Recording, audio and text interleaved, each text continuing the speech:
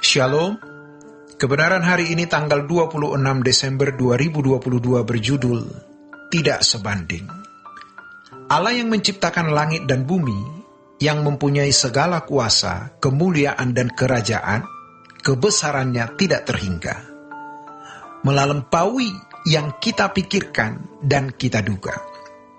Pikiran kita tidak akan sanggup memahami kebesaran Allah. Tidak ada pengalaman yang manusia miliki bisa menjadi perbandingan dengannya. Allah benar-benar melampaui pengalaman. Bukan saja transenden, melampaui akal, tetapi juga transempiris, melampaui pengalaman siapapun. Sebenarnya, seindah apapun lagu yang di dalamnya ada syair yang kita gubah, tidak akan cukup menjadi persembahan yang seimbang atau sebanding dengan kebesaran Allah. Hormat, pujian, dan penyembahan kita sebenarnya tidak sebanding dengan kebesaran Allah dan kemuliaannya yang melampaui segala-galanya.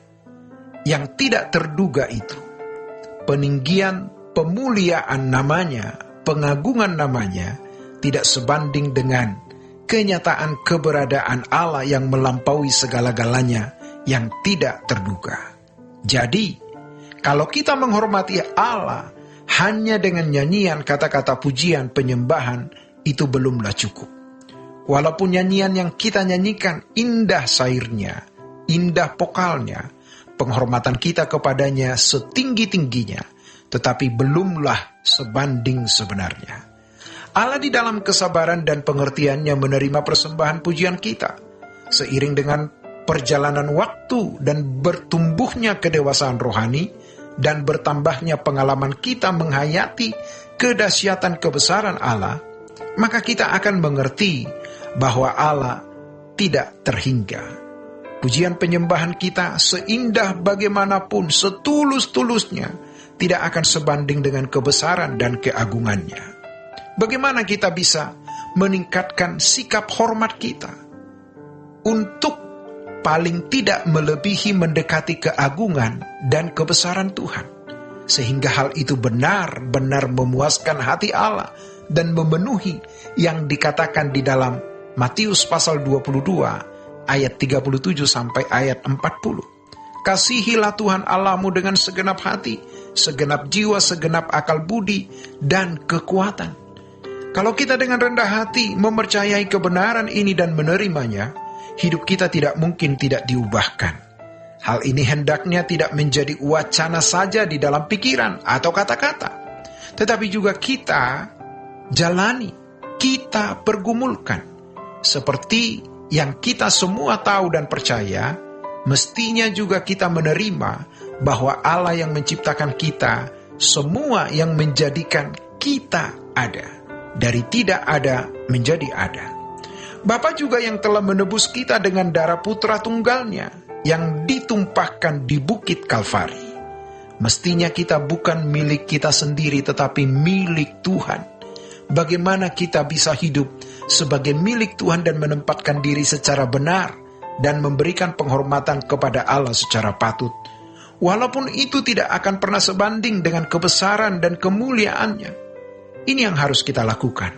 Sekaligus ini yang membuat kita bisa hidup di hadirat Allah. Allah menghendaki persekutuan dengan dirinya, lebih dari nyanyian pujian penyembahan yang kita naikkan kepadanya.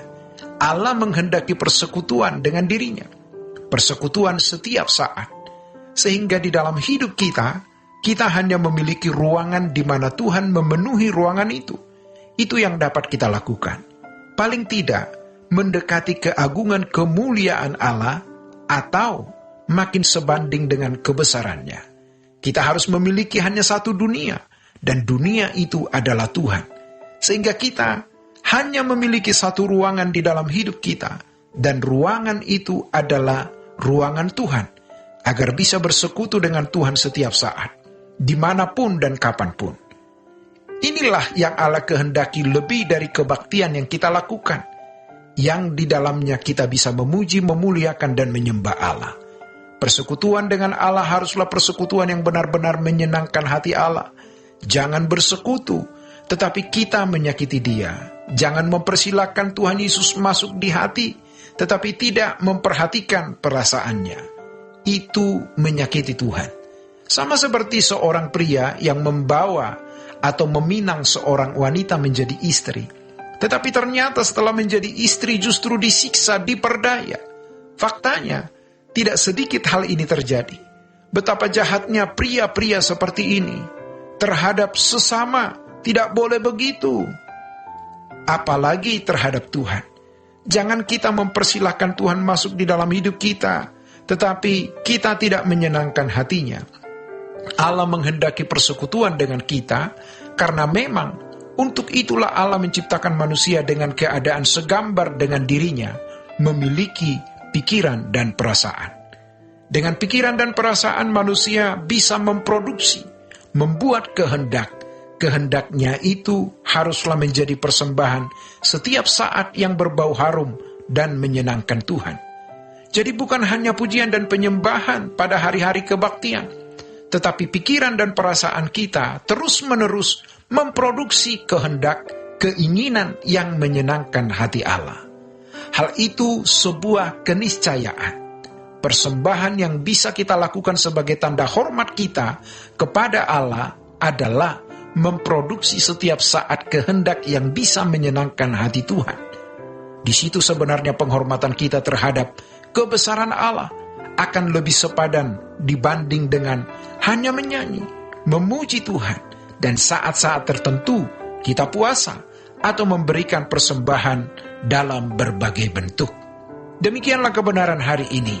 Tuhan Yesus memberkati. Sola Gracia.